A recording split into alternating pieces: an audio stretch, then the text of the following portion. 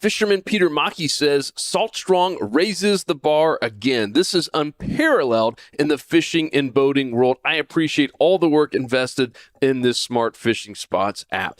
Angler Neil Haygood says, thanks for what looks to be an awesome Swiss Army knife of fishing apps. Guys, Joe Simons here with Salt Strong. If you haven't checked out the Smart Fishing Spots app and software, what the heck are you waiting on? This is next level. It is the all-in-one app, has everything from radar and sonar and tides and wind and weather and this underwater 3D charts. It is absolutely amazing for tracking all of your trips and predicting the best time and tide and time of day to go out there and catch inshore slams. It is all there in the Smart Fishing Spots app. And the best news is it's completely for free for our insider members. So if you've been on the fence, I hope this is what takes you over the edge. Come join us. It's saltstrong.com. You'll see a button to join us. For you current members, thank you guys so much. We have a whole lot more coming. Here's the episode. This fishing, it's in my soul.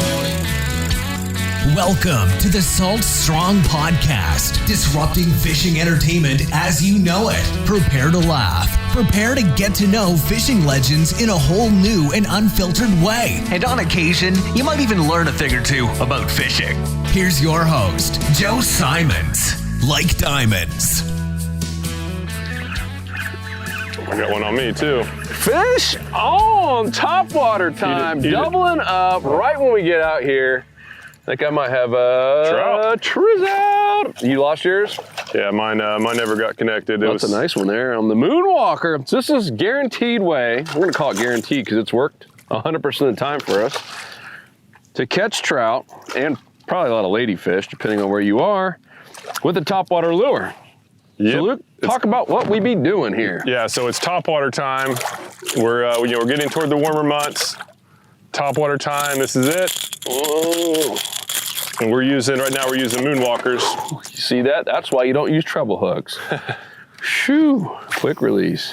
Yeah, so topwater time, and we've had a lot of people because we're posting a lot of pictures. Topwater's just fun. It's flat out fun, and I got one following me. Oh, look at that out there. The cool Can thing. you get on that, Joel? Cool thing about it. Look at that activity. That might be ladyfish there. That's still so much fun, though. I'm gonna go right behind. There we are. Got him. Got something. So the cool thing about it is it's just a lot of fun in the summertime, especially early morning like this. Topwater not only is a lot of fun, it's often the best way to go out there and catch a bunch of fish because it's noisy, right? These fish are going to be more aggressive. Oh, it's so cool. Now's their time to feed. Oh, look at that. That's a shark. It's a shark coming up behind me. Look at that wake. Let's see if it eats it. It's probably chasing that lady. Oh, it's coming. Oh my gosh. Oh my gosh. Did you see that? Oh, it's still on it. That's a black tip. That's like a legit size. Oh my gosh. Did you see that? That was awesome. That is so cool. That was like a 4 or 5 foot shark. Oh, it almost nailed it, and all of a sudden it saw the boat. Yeah, it's that shark. For those listening, there was a legit size shark, and it was following. It was like a big submarine. The fin was coming out of the water. That was nuts. That was pretty cool. All of a sudden, I had a bunch of little small fish hitting it, and they just stopped. And then all of a sudden, you see this wake coming up behind. Woo, Yeah, that was so cool. So the best news is this is all, the sun just came up. We're doing all this before work. So we could be done. We're probably going to stay a little bit longer and get some cool drone footage for our insider members. But we could be back to the ramp and home and cleaned up before 8:30-ish, which is pretty awesome. And so the key is getting out early. Right, Luke? Yeah. And that's where every time we've done this, it's worked 100% of the time when we're out here. Basically, I mean, you can see over here, Joel, the sun is kind of starting to come up. This is just prime time. We find some birds. So this area had a couple of birds. We scared them off. But you find some birds, hit this edge of a flat. Yeah, basically just, I just had one. Basically just get out. Oh, there, golly. That's a decent sized trout. Come on, so eat I'm gonna be a good brother and go right. Oh, there we are, got him. And usually once you find them in one depth, keep casting in that depth. That's the cool part about these Moonwalker topwater lures. You can cover some serious ground. They'll cast a country mile. Yeah, this is a power fishing lure. You can cover, as Joe mentioned, cover water. So we started out in the deeper water. It was a bunch of ladyfish, and we just slowly started pushing in. Right now we're in about 2.5 feet of water. Now we're starting to get into some kind of medium, small size trout. And as we push a little bit shallower, usually that's where the bigger trout are going to be. So we're just going to kind of move our way up while also having a good old time. Let's get this puppy off. That's a nice one. Yeah, we're using the old moonwalker, especially when you get out here before the sun is up. You do not want to have treble hooks. I don't like treble hooks to begin with. Luke, can you imagine using treble hooks when there's no light out? Yeah, that's I'd rather drink poison. That's horrible. Risky move. Super risky. There we are. And that was a big reason we went with these super heavy duty hooks on the Moonwalker topwater lure. If you guys haven't tried it, you should. Definitely my favorite topwater, and from the reviews that are coming in, seems to be oh, that's a nice one. Oh, ladyfish. Lady. Look at that thing jumping. Yeah, so what we're doing is this is a kind of a medium tide, and we're right on the edge of this big grass flat. And so the ladyfish are holding off the edge of the flat. The smaller trout are holding right on the edge. And most of the action is gonna be right on the edge. That's where the shark was. There we go, quick release. And then as we push up closer to shore, then we'll start getting more into bigger trout. Birds coming by, we'll make sure not to hook one. We'll be getting more into the bigger trout and snook and redfish. And the cool thing about these lures, like have a good topwater lure, everything will eat it. As long as it's feeding on bait fish around the 4 to 5 inch range, it'll come up and pop it. Whole lot of fun. It really is. Just like I said, you do this early and just find the birds, find some bait. Ooh, look at a nice hit there.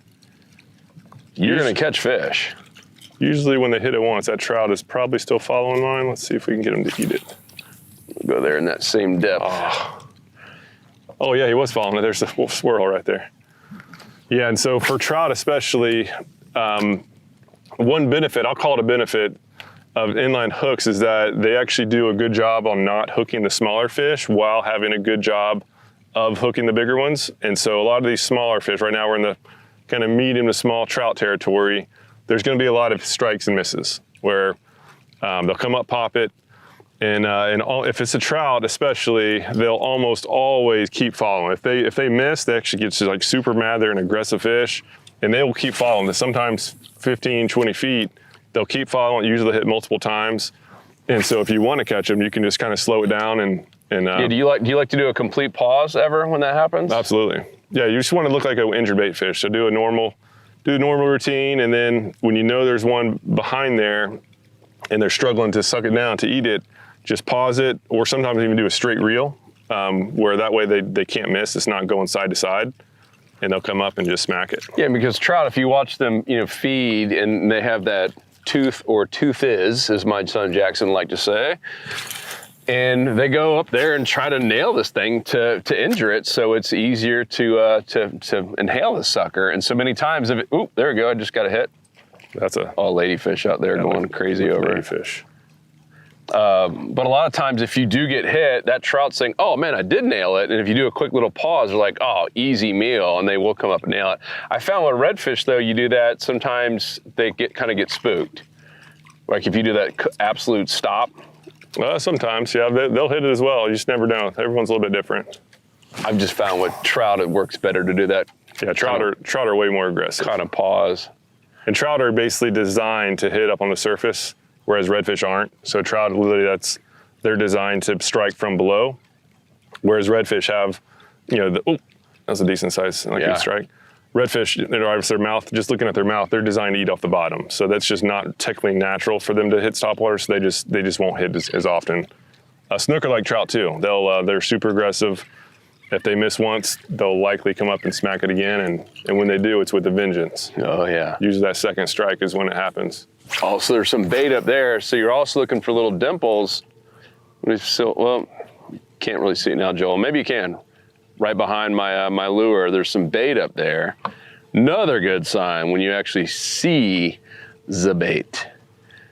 But the big thing, as we mentioned before, is the best time for this to be working is as the sun is coming up. Now you get to enjoy a nice, now it's trout bite or even trout, snook, redfish bite, and you get to see a pretty awesome sunrise as well. That's pretty, yeah, look at that. Pretty darn, that is so cool. Good way to start the day off right there. Don't burn your retina there, Joel. You good? All right. I forgot my sunglasses too, which is the other benefit. Oh, that's a shame. Yeah. It's nice. You're not sweating out here. You don't have to put sunscreen on. It is just nice. So the big question, we're about a mile from the ramp. Should we go back to Joe's truck and get the glasses? My vote is no, because I brought mine. Joel, you brought your sunglasses? Yep. This is uncomfortable. One time Joe and I both forgot ours, and then we did go back. But. So now it's a little bit deeper. Let's talk about depth. We just got a little bit deeper. We're not getting the strikes. We just got off the grass. So yeah, it's usually the most fish are gonna be around the most structure, and we got a little section without grass, and we stopped getting the bites. I'm gonna go back this way towards the So now we're getting back onto the grass. the sun. We've also had some questions about these single inline hooks. These are really expensive hooks. They are the beefiest, toughest inline hooks that we could find literally in the world. And they ain't cheap. Like, we have to buy them, 20,000 or so at a time. Otherwise, we just couldn't even afford it. I mean, these same hooks, if you just bought 2 of them retail, can go as high as $9 in America right now, just to put it in perspective. But we are working on getting bulk. Has that happened yet, Luke? To sell them individually? It's on the path. We still got a ways to go, but we're getting there. So yeah, we'll start just selling them individually, and we'll do packs of either 4 or 6, somewhere in that range. Just trying to make sure the math all works. And with our little scissors with that split ring nose, quickly take them off in terms of taking off old troubles or whatever you have on there. Yeah, these hooks, they're strong, they're sharp, they're strong enough like that. I'm kind of glad that shark didn't hit, because it definitely would not have straightened the hook, and we would have had been unhooking that thing. I don't have any big pliers on me. Got a weed on mine. Yeah, they've been very impressive. And speaking of weeds, you get less of this kind of stuff with a single versus treble hooks. Absolutely. And doggone, especially like right when we were hitting the ramp, I mean, it was still dark out. I can't imagine using treble hooks. Yeah, lure glides a little bit better too. It's easier to do to walk the dog. I feel like... Yeah, I do it rod tip up, rod tip down, doesn't matter. It's gliding. I feel like as soon as I started actually using them, I thought, I was like, oh man, I'm gonna be missing all these fish. And then once I actually gave them a try, talking about just going to inlines, I've been really impressed. So now I'm at the point where I don't use trebles for anything. I got no time for that. Just saw some bait shoot out of the water about 100 yards up. Oh yeah, there's bait up there. We'll go towards and that. You can bomb this thing. The moonwalker. All right. Just got the final version, I believe, of the rod that we've been working on for like 2 years with Mudhole. Luke? Yep, I'm using it right now. Yeah. It is nice. Oh, it is so nice. As soon as you feel it, it feels like, a $400 G Loomis type of a rod. And it's because it is. It's not G Loomis, but it's similar in terms of the components and how it would be priced. Of course, our members, we're talking about doing like $100 off, Luke? Mm-hmm. Yeah, it'll be $100 off for members, just to make it something big's going, something, might be a School of Reds or something. Where people would be crazy not to join if the membership, it is going to go up when we have all the Smart Fishing Spot stuff all finished. But we want it to be where someone can say, you know what, if I just buy one rod, I'm going to save $100, which is at least currently now the cost of the membership. It's also making an offer so good, you almost feel dumb for saying no to it. Because we're kind of like Costco. If you guys don't know the whole business model of Costco does not make any money in their stores after it's all said and done with, ooh, a nice hit there. Oh, yeah, some hits out there. That was a trout. Oh, there's 2 things on it. Something's going on ahead of us. I think it was just mullet. Oh man, that was a trout following me all the way up there. But anyhow, for those of you who don't know, Costco doesn't really make any money. If you look at their financials in the stores, their money is the membership. That's where they have their profit. Ironically, their profit is their, what you got there, Luke? It's following a little pot of bait fish, and I'm on double up. Trout around. I just missed a trout. So same with us. We're not in the business of making a bunch of profit, which is why we were able to give $100 off on a rod. Is we're in the membership business. We want to have as many happy members who keep renewing year after year after year. So one thing, just when unhooking trout with really any fish with a topwater plug, trout are kind of the riskiest because they're just really slippery, and they'll go from being like this to going totally crazy for a while. Is just try to make sure to keep your hands away from the hooks, right? So right now, if it starts going crazy, I have one hand below the trout and I'm holding the line firmly so my bottom hand can't get hooked and it's not gonna be able to shoot up, and so my top hand can't get hooked. Then grab the trout, you're gonna get a nice firm grip.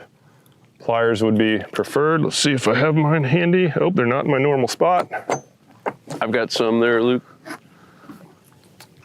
Good to have pliers in a normal spot. I don't know where my pliers are. So now we'll go unhook this guy. There we are, hooks out. Let the trout go, back in. Oh, get on there, buddies. There we are. And now back in action. So yeah, just key thing is, I've seen people where they just grab the fish and then the lure's kind of holding around and they don't have a firm grip, and then that, as soon as that trout starts going, and if your hand isn't holding the lure up, now the trout is sliding down your hand and now you have a hook in your hand. I've seen most people get hooked while unhooking trout because they're so slippery, and they start just freaking out without any warning. So just be careful. Make sure to always have your hands protected. So Joel, check out this bait here. Do you see these little dimples? I'll cast if there's, maybe we'll kind of spook them. You could, oh, didn't spook them like I wanted. Maybe we'll pull up a fish out of it though. Oh yeah, do you see that thing pop? Oh, it's so, I just got on. Snagged it. We give it a nice little shake. Sometimes it shakes off. That was awesome. It came up and smacked it. Yeah, it's got there's some floating weeds. Sometimes that does happen, and that's another reason you're gonna be happy you got single end lines on this Moonwalker. Yeah, you can still catch some weeds with any kind of hook or a jig head, but doggone with troubles, you're almost guaranteed to catch all those weeds. Yeah, and in areas like this with seagrass, in the morning time is when the least amount of grass is on the water. That's another reason why topwater is just good in the morning hours. If you try it later on the day or the evening, a lot of the grass with the heat, they actually rise to the surface, and so it can be pretty frustrating. Even with inline hooks, we're in a little grassy patch right now. Even these inline hooks are snagging it. So I just did it there. As Luke was mentioning earlier, just do a quick little pop, and that does create some commotion, and a lot of times the grass will actually pop off, which is what happened there. All right, I'm gonna go back over this way. It'll pop off most of the time with singles. Sun is coming up. All right. Yeah, so talk about this rod in terms of the balance. That was a big thing, and it's probably one of the most overlooked things that most anglers don't understand, right? It's almost like an afterthought when someone's buying a rod, like, oh, I got my reel first, which there's no problem. Everyone should be proud of the reels. But the rod is an afterthought for so many people, and that should be one of the first things you're thinking about. And if not, it should be one of the first things after you have a reel you should be thinking about to pair it up where it's balanced. And if you've ever used someone who has a balanced rod and reel, you can tell a difference. I mean, Luke is good about it, and people use his stuff for like, man, this feels so good. So talk about that, Luke, on how mud, I mean, because that's something that Mud Hole specializes in with their custom rods, is if someone comes in there to build a rod, they're like, all right, tell us what reel you're going to use with it. And they actually build that rod around the reel so it's perfectly balanced. Yeah, and it's even getting a custom rod, if whoever's building the rod doesn't ask what reel it is and doesn't make a point to know exactly what reel is being used, probably I wouldn't buy from them, because a custom rod, the benefit of a custom rod is that it's basically paired exactly with the reel that you're going to be using, in the form of where the guides are. I'll show this, like where these guides are, like where these first three guides, they need to be placed based on the exact reel, on how far out it is away from the rod, and then the angle that is pointing back up toward the rod. That's a big thing. It definitely helps with casting distance, so that's number one. And then number two is the actual balance itself. So most rods, especially high-end rods, it's all about just decreasing the weight.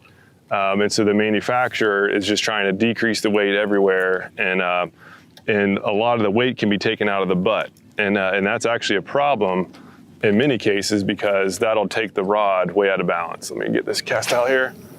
So now for this one, right, like this is basically balanced. This is a lightweight reel. This is a BGMQ, and the balance point is basically like right where my hand is, and that's a good thing, right? That just helps just have the rod in equilibrium. So we actually purposely put a little bit of weight down here in the butt to help make sure we that— like big butts, we cannot lie. Yeah, so we put some, purposely put some, a little bit out of weight, not a lot, but enough to just make the rod more in balance. A lot of these high-end rods, yes, they're nice. Oh God, Pelican is right there. But yes, they are very nice, but again, just the balance is a little bit tip heavy because again, all that weight was taken out of the butt. Now the tip is going to be heavier relative to the butt.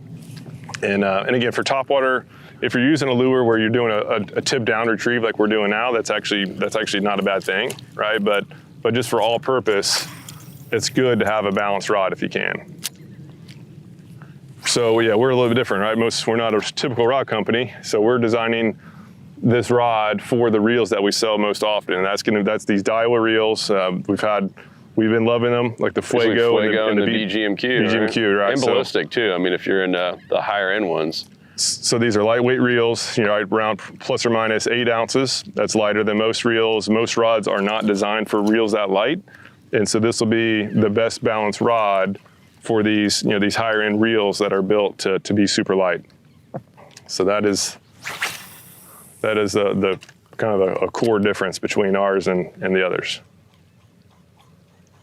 Yeah, if you haven't tried the Fuego, the BGMQ, get one of each. I got a little, this Fuego is like 3 years old, used and abused, and it's still smooth. It's crazy. And those BGMQs, that's the next level, and you're gonna pay more for them. But man, those things are solid. The only thing I've ever heard negative about the Fuego, I mean, it's the lowest price to have the mag seal.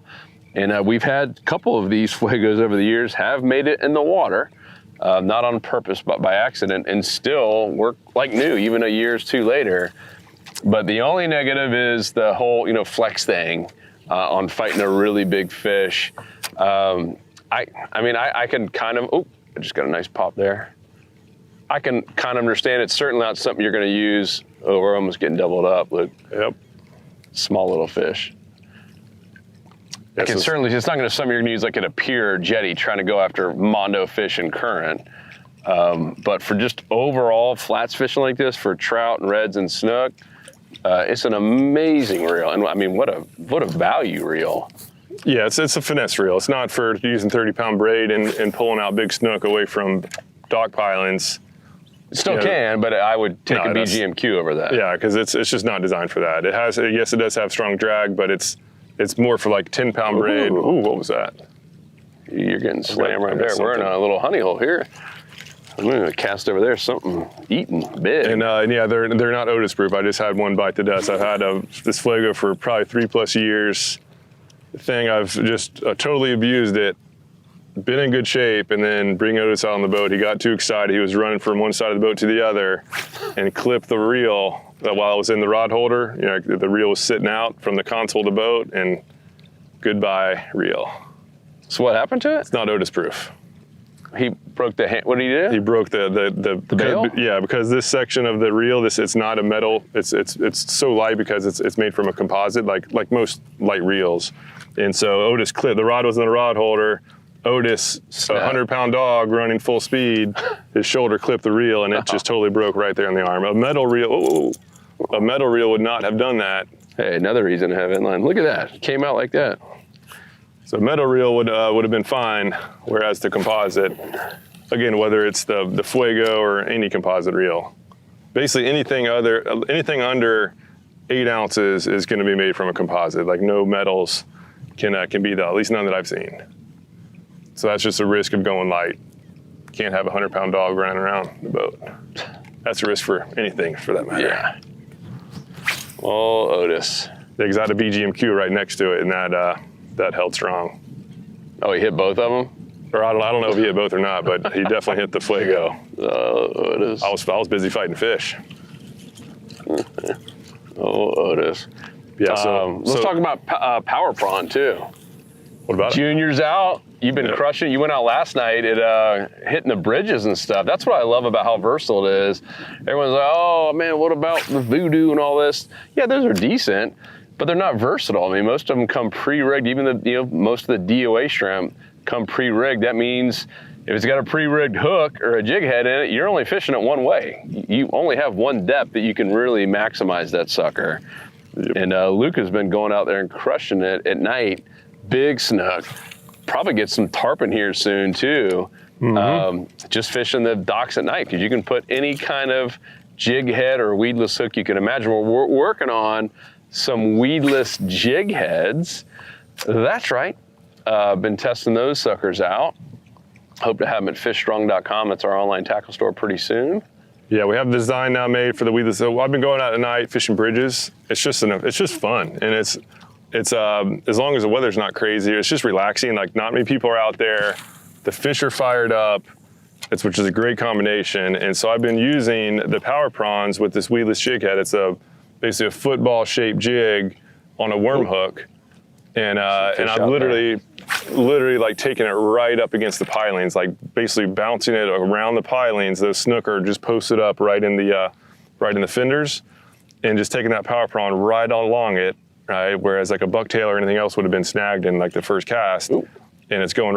I can feel it going around the piling, and then I feel that thump. And so it's been really, really impressive using a weedless. It's almost like bass fishing for big snook. But I've been catching grouper doing it. Whoa, cobia. Yeah, there's some fish right here. Jumped to tarpon. Obviously jacks, tons of ladyfish, bluefish. Caught a sheep's head last night, as well as a nice slot snook. Caught a big sheep's head on it? Yeah. That's cool. And yeah, just a lot of fun. And had a couple other things that I'm not sure what it was. Had one decent sized fish get stolen by a dolphin. Really? Still upset about that. Stinking dolphin. Didn't see what it was. It looks so cute and cuddly. Oh, they steal your fish. Oh, that's a ladyfish, I think. It's going crazy. You can also use these ladyfish for cut bait. Yeah, and so for this type of fishing, you've probably noticed, we had a really strong bite early on. Now it's died off. That's pretty common, right? The sun's coming up. The bite's going to start, the top of the bite's going to start slowing down. I snagged a ladyfish. I like to get away. Someone's got a topwater on like that. Yeah. Because it will ricochet sometimes. I don't know about that one. That's in his belly. Yeah, topwater bite's slowing down. Just be so careful with topwater when you got a fish coming up to the boat. And on really calm days like this too, topwater's not the best. Like, I like to have a nice little wind ripple like we have here, but by the time we get the wind ripple, we're kind of getting taken off the flat, which is ladyfish country. We'll get this guy off. All right. And here come the rest of the boats. So you get there early. So we could be done right now. And it's 7 o'clock on the dot. So the ramp's right there where those boats are coming out.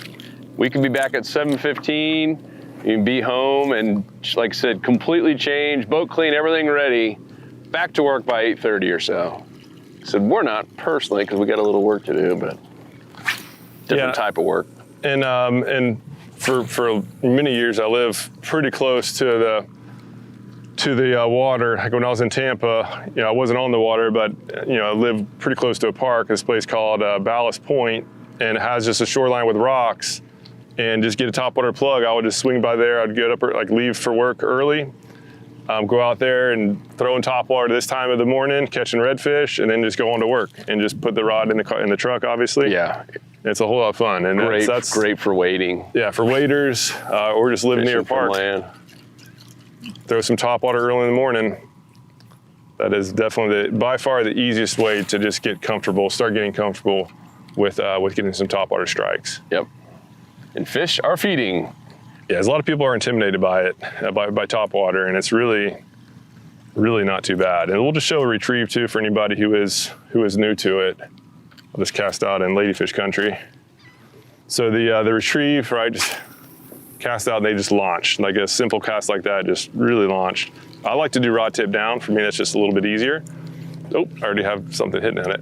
So right tip down, I'm just walking the dog and just doing little small twitches like this. And so what I'm doing is you can see the rod tip is going down and I pop it back up pretty quickly. Destroyed out there. And what that'll do, yeah, we're both getting hit. What that'll do is that'll have that lure going on a back to forth. It's called walking the dog. See that lure's just calmly going back and forth, left and right, and I'll pause it. Joe's back behind me getting slammed. Ooh, that was a better fish there. Yeah, that sounded good. And so we'll pull this. So if that was a trout, it's probably still following Joe's lure. Going nice and slow. But you can see these lures are just doing a little walk the dog action. These fish just absolutely just freak out over it. Let's see if I can steal Joe's fish. Oh yeah, it was following. Oh yeah. Oh, that was a trout. Oh, so I got one on me. So again, I'm just out there, and basically as far as hook sets, that might be ladyfish. Ooh. Oh, that sounded good there. As far as hook sets, just keep going until you feel the fish. Yep. Oh, there we are, like right there. Oh, that is a ladyfish. So let them mess with it. A lot of the time, especially if they're smaller fish, they're gonna miss it. And just don't set the hook until you feel the fish. Because if you set the hook on the first, when you hear or see that strike, which is like human nature, your body's gonna try to do it.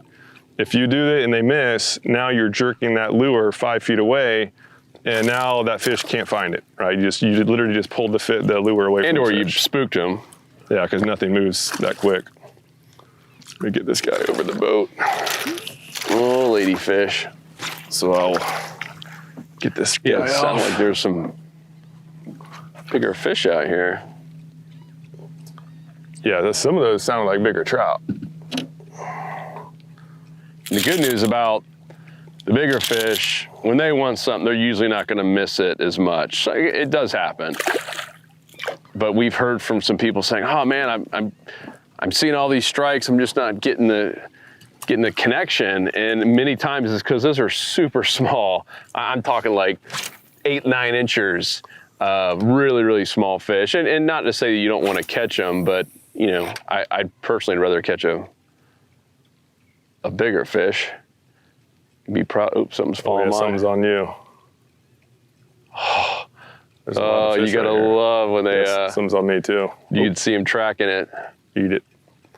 Yeah, this So- might kind of be our last little chance here. Yeah, Joel, let's see if we can get some of these strikes on film. So right now I have something. So I think it's a little small trout, and so I'm going to try to entice. So now I'm just going to make it a little bit more erratic, or I slow it down. Oh, there. So I slowed it down and I sped it up, and that's what triggered the strike. Now it gets so close. Sometimes they'll hit right there, but yeah, as you saw there, like I slowed it down and then started speeding it up, and that's what triggered him to go ahead and give it a whirl. So we're just doing a small cast. So hopefully Joel can find in the camera, they're already on it. There's our ladyfish there. So I'm purposely going fast. And now that trout was somewhere right around in here. See if we can get him to come back and take a swipe at it. Those ladyfish are ferocious out No there. doubt. Can only imagine how many are actually down there. So it's good to right before you pull it out of the water, right, when you get about 10 feet from yourself, do a little pause and then speed it up real quick. And if there is a fish trailing it, that'll often get it to go ahead and strike.